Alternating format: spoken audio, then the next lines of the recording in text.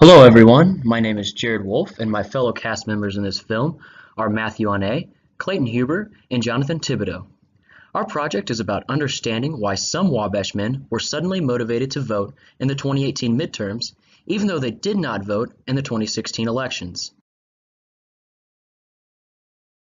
Not only were we trying to grasp their reason for sudden interest in voting, but we were going to compare them to fellow Wallies who did vote in the 2016 election and also plan to vote in 2018.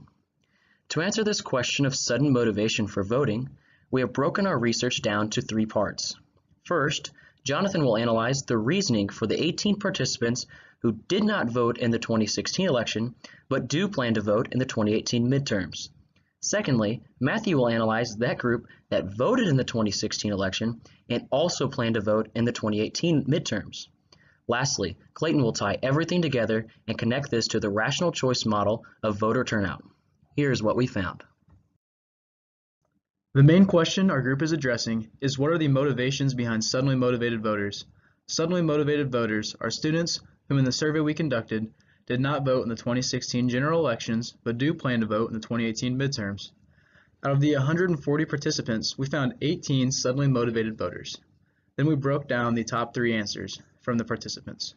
We grouped a couple categories together because we thought they went hand in hand.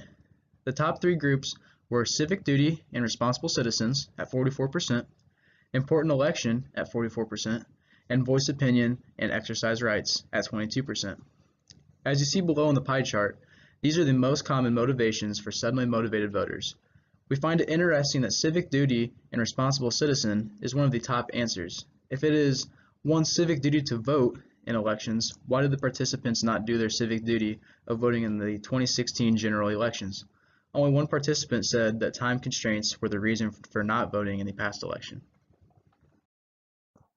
While comparing the reasoning that students who didn't vote in the 2016 general election and are planning on voting in the 2018 election and those who did vote and are also planning on voting in the next election, the results go hand in hand.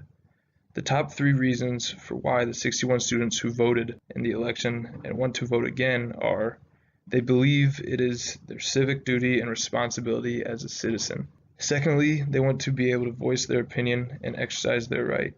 And finally, they think that the election is an important one.